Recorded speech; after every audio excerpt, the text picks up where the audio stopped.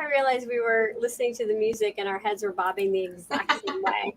It's like watching twins going back and forth. It's gosh, just yeah, funny I guess to me. it kind of is, isn't it? Yeah, it's kind of funny. How are you today, Krista? I'm fantabulous. How are you? I am good. We just finished. Welcome everybody. I'm Michelle with Moksha Grace Coaching, and Krista is here with us again. Thank you for being here. Absolutely. It's so much more fun to have someone to actually communicate with and talk to while we can communicate with the clients and potential clients in the viewers watching. Totally. Yeah, I can imagine it's a little bit easier too to have a conversation. Yeah, and I think I know that when I watch conversations, I usually get more out of it because it's not someone just talking to me. Right. You know, agree. I can imagine myself in the room with them.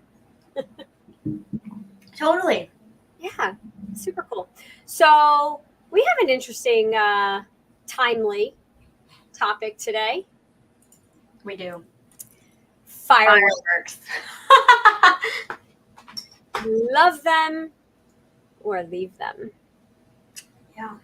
We're not going to be talking about fireworks in residential areas and why you should not be lighting them.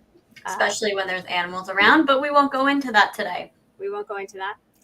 Or because of, those with PTSD and how bad it is for them. But we won't go into that. Yep. Not going to go into that. What? We're going to look at the bigger picture, the metaphorical picture, if you will. Yes, the bigger picture of what does this mean when you look at it from a life perspective, right? Your experiences and how your day-to-day is. So when we talk about fireworks are beautiful, right? I actually like the sound of the fireworks. Not everybody does. I like the boom.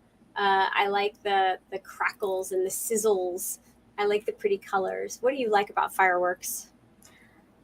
I think they have the potential to be beautiful if they're well done. I like when they're over. I could get on board with some of the sounds being pleasant, but some of them not so much. I think, it can be a beautiful crescendo of an event. Oh, I like that.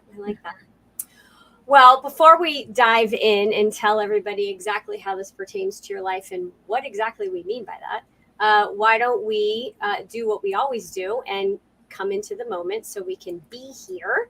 And so we're going to do 3 deep breaths. We always hold at the top and then slowly exhale and just bring ourselves into this moment. Tell our brains to shut off. And just be here from your heart. All right. So big deep breath in. Hold it. 1, 2, 3, 4, 5. Slowly exhale. One more time. Big deep breath in. Hold. 4, 3, 2, 1. Exhale. And this time, imagine you just saw the most beautiful fireworks show and everybody's happy around you. And you're just in that moment of just the finale and just how wonderful it was. Big, deep breath in. Hold it. Slow exhale out.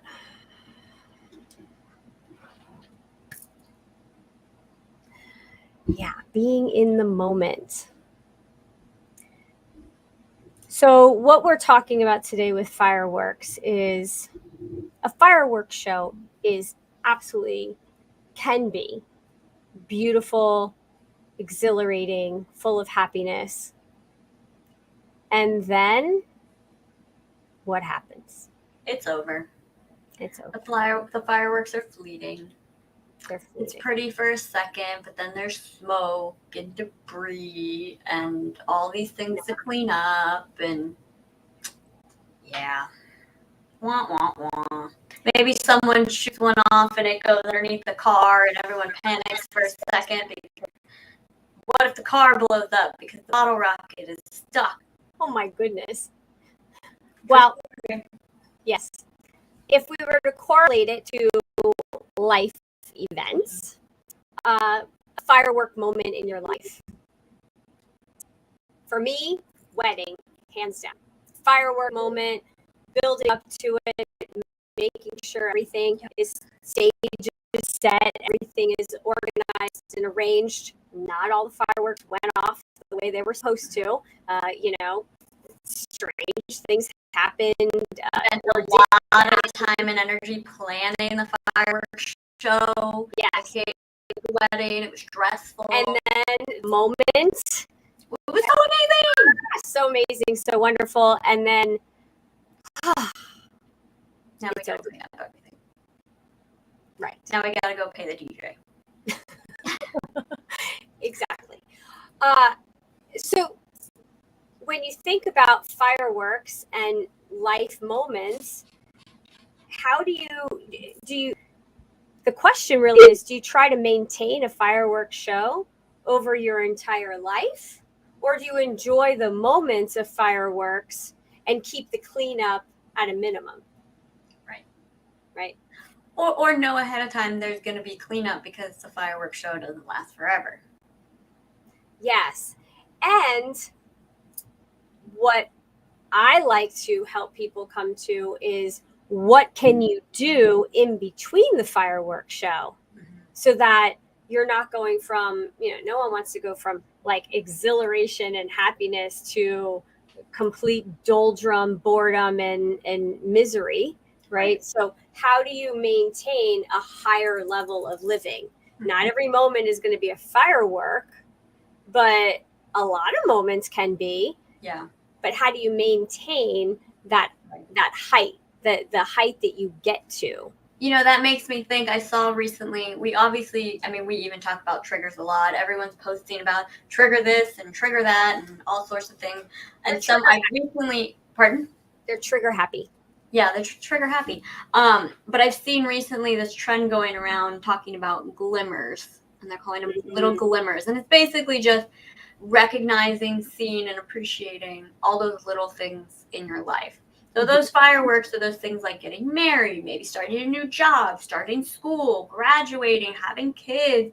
Maybe your kids have some milestone. But the glimmers, those little moments are what keep you going to the next firework. Those little moments are what keeps you from plummeting to the depths of emotion because you're not in a firework state. Right. Well, and who would want to be in a firework state the whole time, right? Because it sounds exhausting, wonderful, but what do you have to compare it to? Right. So then your firework state becomes your norm. And then how do you reach another height of firework state? Right. And so what can you do in, I don't even want to say the lulls. So what came into my mind, which is a different correlation, but follow me here. Kick, coast. So if you're on a skateboard, right, and you're putting in the effort and you're kicking and you're pushing, push, whatever that song was. I remember when you were a kid. Push, coast. The coasting is that lull in between the fireworks. So you can maintain some of the exhilaration and excitement through gratitude, through planning the next fireworks show, so to speak, right? And just being in that gratitude and that happiness from all the energy of the fireworks show, and then you can coast, but you don't have to drop. Right. Because if you did it once, you can do it again, right, and again, and again, and again. So, can you think of a time that you had to deal with that, or if you want to share? I was not prepared for this. I think I have a lot of firework moments, and I'm still learning to coast myself, if I'm being honest with you. Yeah. I think it takes a lot of practice and maintenance and all these sorts of things, and it's something that you have to learn. And you're never quite done figuring out how to do it. Well, and I think that that's a really important part because that's the fun of the journey. Right. Oh, and you know what it also makes me think of? There's a big difference between the fireworks show that your parents put on in your backyard when you were 7 versus a Disney World fireworks show, or New Year's, New York. Do they do fireworks in New York? Yes. Actually, do they? I assume. I'm thinking of like the New York New Year's ball drop and everything. Someone's got to have fireworks somewhere that are maybe more exquisite than Disney World. But my point is when you see, let's say you go, the only fireworks you've ever seen were in your backyard, and then you become a teenager and you go to a party and they have someone that puts it out on a barge in the lake behind the house, and that's that much more amazing. And then you go to maybe a even more wonderful party when you're an adult and they have a fireworks show that is unbelievable, blows your socks off. And then you get to a Disney World show, and then you get to something above that. And so you're constantly raising the bar. Funny that we just finished the workshop, Calm the Chaos, Raise the bar. But it's also adapting and learning how to adapt to the bar constantly raising and getting to new levels. Those old things that used to be satisfying to you may not be anymore, and it's about adapting as you go along. And that's really true. And I remember that barge in the lake and how much fun we would have. And yeah, it's hard to get that back, to get those moments back, but then we can recreate them and make them bigger. We can decide how to make them bigger, how to make them fit more who we are now based on who we are, right? Because we're different people than we were back then. I was typing something so that everyone viewing can share their favorite firework moment in their life, and it can be like 1 or 2 words, but yeah, you're absolutely right. And continuing to raise the bar is important. And where you're looking and knowing what you want. You can't just say, oh, I want more, more, more. I want more. I want more. I want abundance. Well, you got to be a little bit more specific than that. And we've done a lot of work with law of attraction, universal laws. Right. And so, yes, you can have those very high charged firework moments, but those lulls also give you an opportunity to understand what it is that you want. And so even when you're in a moment of despair or unhappiness, well, you don't want that. You don't want to feel that way. You don't want to be experiencing that. So you can ask yourself, and you know me, I love to get curious. What do I really want? What do I want to feel instead? Right. And that's how you flip it around. And then you can actually, and as kudos to, I want to give credit to where credit is due, Abraham Hicks, with the shooting off the rockets of desire, goes right along with fireworks. Right. That's all a part of it, because it is a journey, and we're never going to get everything we want, because we're always going to want more and more and more. Right. But it's knowing what you want more of and going on the path of what you want. Right. If that is making sense. And I think it's also important to realize and understand that no matter how good you get at, or let me change the way I'm saying that. It's not even about getting out of those moments, out of those places where you're not in a firework moment. Maybe you're feeling a little bit low, but it's acknowledging that moment and taking it for what it's worth, which is a learning experience. Every time you go up and you have a firework moment, you're gonna come down, because that's how the pendulum swings.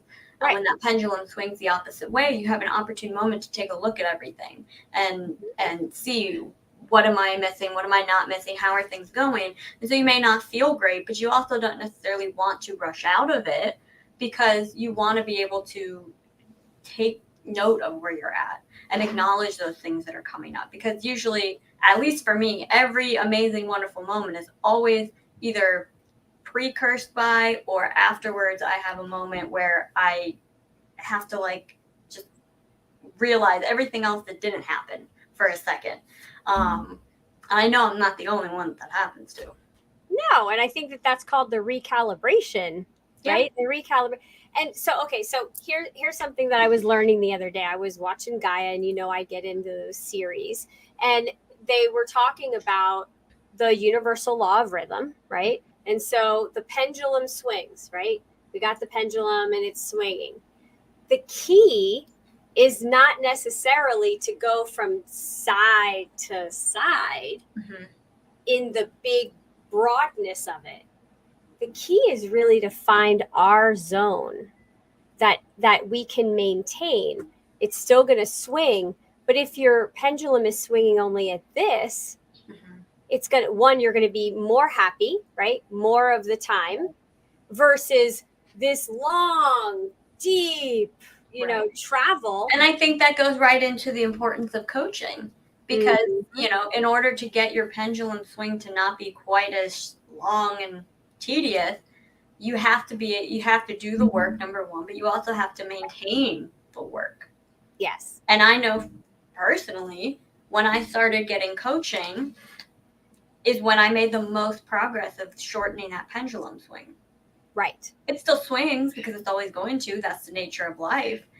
But like you said, it's a much smaller swing. So there's more happy moments. They might be a little bit more fleeting because it has to swing back the other way, but there's more of them, but there's more on both sides, but you also get out of it quicker. And that's the blessing. Can be a little bit of a negativity if you don't have the right perspective on it. Right. I mean, you can look at it as a negative, or you can know how to manage. It's all about being the calm in the chaos. Right. If chaos is over here and calm is over here and you're happy, you know what's coming, so you can prepare yourself. And and that's all about self-maintenance, being self-aware, which that's part of what coaching helps with. That's a big part of coaching, is that emotional intelligence of yourself. And so many people want to teach about, well, you got to know the emotional intelligence about everybody else so that you know how to interact with them. That's great. But if you don't know yourself, how are you bringing yourself into those situations? Right. And so, yeah. Fireworks, I love them. I don't want to leave them. But I also think that there is literally a time and place for them. And as far as life goes, I like to keep that pendulum tighter. Yeah. But remember, and this is to everybody else out there, when the pendulum stops, what else stops? When you're stuck and you're stagnant and you're not moving, you're not living. So you're either not living or, frankly, you've passed on. Oh, okay. Those sound like the same things. You mean not living, meaning not living your life, as in not taking advantage of your life. Okay. All right. You lost that.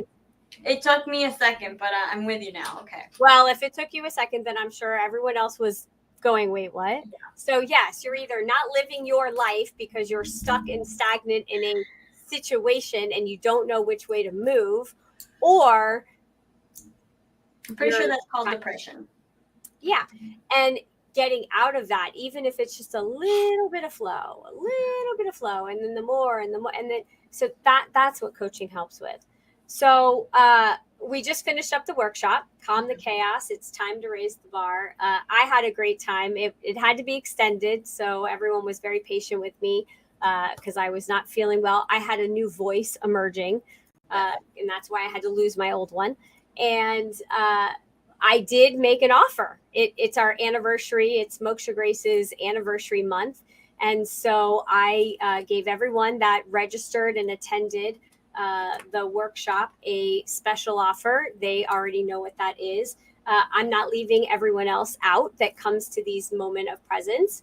You also are going to have an offer, not exactly the same bonus. They get their special bonus.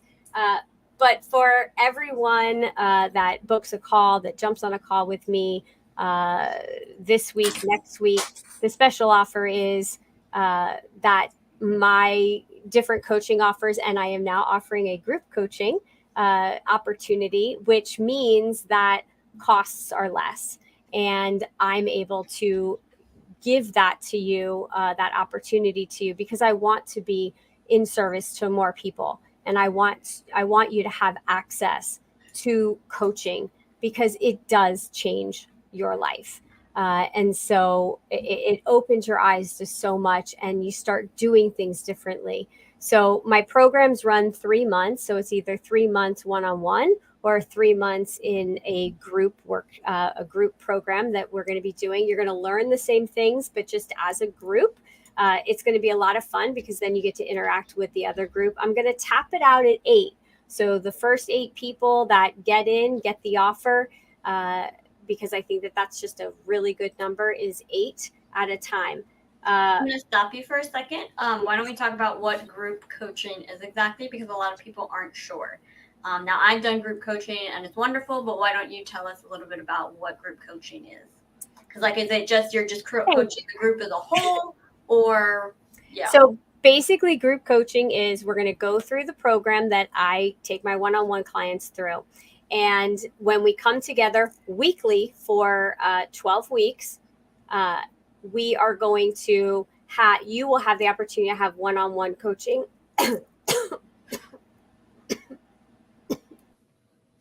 The cold has taken over. It is letting her know that it is not gone yet. I have to chuckle when I see someone else chuckling. Please excuse me. I find it.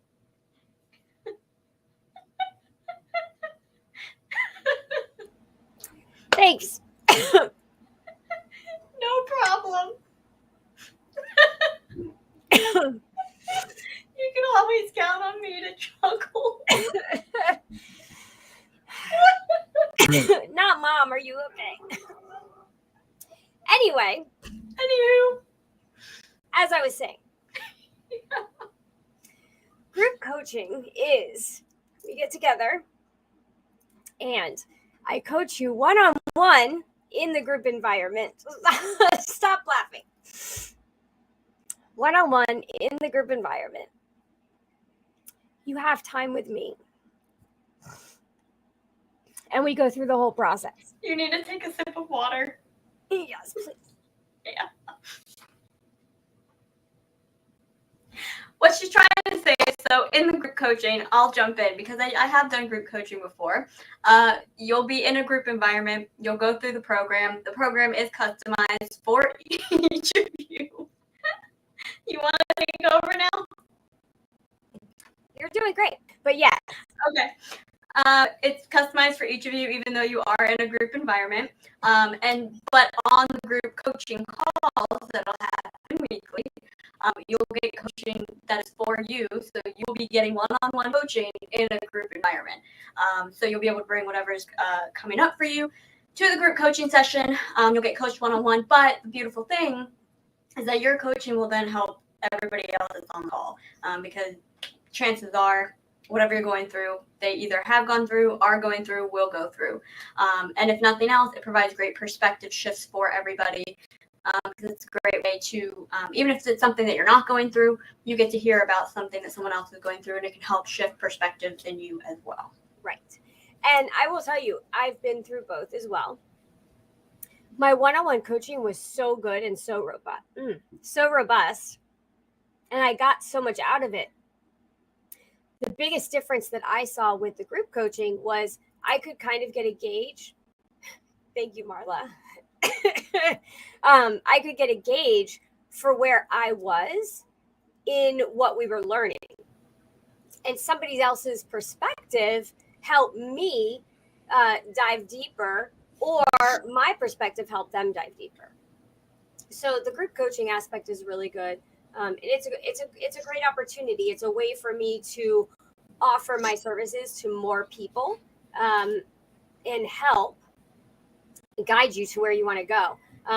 We're going to have a one-on-one session to start off with, so that we have a good idea of where you want to go, what your specific goals are, your intentions for the group coaching. But then we're going to dive into the weekly calls. So it's going to be a lot of fun. I'm really excited. I love group coaching. Uh, I love doing it. I love the workshop was so much fun watching everybody go through the workshop, and I hope everybody enjoyed that. So any of you that were there, that are here, I just thank you again for participating. You guys were awesome. You did all your homework, and you always showed up and were engaged. So yeah, you have anything else? Actually, I do. Before we wrap up, I did get a comment with a question. Oh. Let's see. It says, "How can I maintain my happiness when everyone around me is miserable? Like at this 4th of July barbecue I have to go to this weekend." I'm assuming maybe boy, your friends and family are not as with it as you. It sounds like. Well, a lot of times that happens, right? Because Yeah. you do the work, you're doing the coaching. It doesn't mean that everyone else is. Right. And unfortunately, you notice even more when they're not. And then you still have to show up in that same group, and then you're different now. And it's not that your tolerance is lower, it's that you're more aware because you're being more self-aware. And so, yeah, how do you have a good time in that situation? Well, what we talk a lot about in the workshop that we just did, and also in the program, we really break down bad habits and we create good habits to help you with this. And one of those is really being able to maintain your calm, preserve the work that you've done yourself in that situation. Just because somebody else is having, a negative moment, a hissy fit, a temper tantrum, they're going off with their own views politically because that's a thing, and people are doing that now. They're sharing their views, which is great. Everybody can have their views. My biggest hint, my biggest thought for you is to get curious. What's happening with this person that they're feeling that way? If it's like negative, not because you want to fix it for them, because you can't. It's not your job, and frankly, it's not your adventure. It's theirs. It's their lessons to be learning. But why are you in the middle of it? What can you get from what's happening around you, right? The chaos of this craziness, the family craziness. What is it that's important for you to know and to remember? Maybe it's an opportunity for you to test out all of your new skills that you have, your new way of thinking, your new way of being in the moment. How is it that you can test and try that out?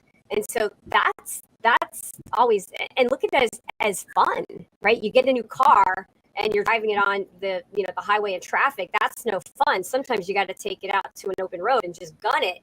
Well, a family barbecue is definitely the time to test out your new revved up you and way of being, and really put yourself in that chaos and maintain your calm. I would strongly suggest doing either whatever pre-meditations or a pre-routine for that, so that you're really getting yourself up there as far as energetically, your mood. Listen to good music on the way there, and have an intention before you go in. What is your intention? Is your intention to dive into the quicksand of the negativity with them, or is it to try to throw them a life preserver? And if they don't grab that life preserver, what are you willing to do? Mm-hmm. How much are you willing to do? Are you going to dive in and pull them out? Because most likely you're going to sink with them. So you've got to maintain yourself and just allow them to be them, and remove yourself if you need to remove yourself. Right. And I think that's really smart. I had a client one time, and that's what we worked out. It was before Thanksgiving, and she was dreading it. And excuse me.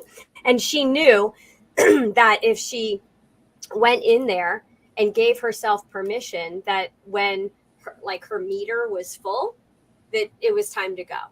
And so she went in, she emptied her meter beforehand. She got to Thanksgiving, and, every comment, every accusation, every typical trigger that was coming up, she just kind of let it come in. And when she got to a certain point, she was like, all right, well, thank you for, a great Thanksgiving. Happy Thanksgiving. It was before dessert. And she said she had to go. She got up, thanked everybody, kissed everybody, told them, she loved them. And her meter was full. And it was time for her to go. And of course, we had a great session working through all of those triggers that came up for her. But she honored herself. She knew what she could take, what she was willing to take, and she wasn't going to go above that. I have to step away for a moment. Well, I think we're done. Okay, just continue on. I have to step away right now. So, okay. It's been awesome being here. Have a great 4th of July, everyone. Thank you. And if you have any questions, you can go over to mokshagrace.com, go through the website, find out more about who I am, and definitely book a call if you're interested in the special offers. One, as a someone that registered for the workshop and participated with us. And if you aren't and you are interested in the special offers for you, definitely book your call. My whole goal here is to help as many people and be in service to as many people as possible. And I want to make it, available to as many people as I can, because right now the world needs us to work on ourselves. Because when we work on ourselves, we are different when we show up in the world, and we can then affect the world around us. So remember, every day we wake up and we can make a choice. Is it going to be a good day or a bad day? Choose wisely and stick to it. I will see you all next week. Thanks for joining us today. And remember, take your moment of presence during your day. Bye-bye.